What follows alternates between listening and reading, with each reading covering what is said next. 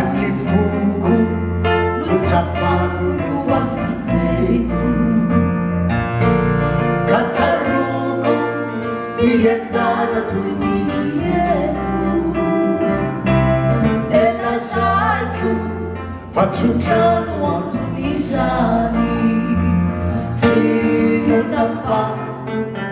Nukulay Fitavana Iyani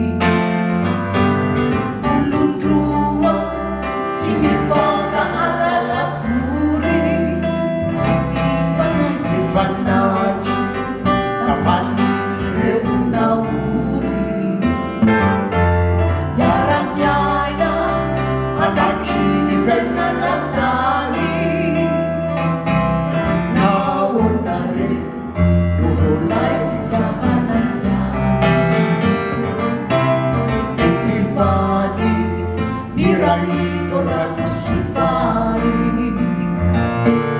Miyakisi Tomanana tuentra mirari Asambarana Nuhita mamenunyakani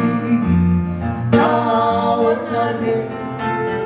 Nuhulai Yabanayani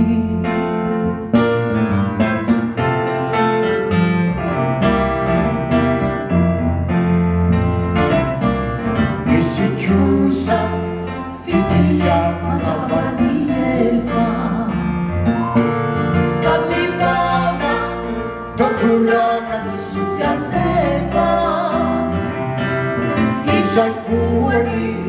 Marari kabenu tumani Isai liku Nuhulai fitia manayani Sasafavi Tapire area kanana Begitu manifatisu Fawetisu fatitena Karena maru Manenina kami patrani Irisan liku Nuhulai fitapanayani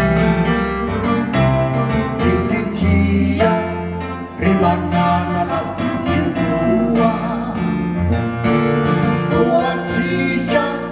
Nubakai sakina suwa Panahuri Nasam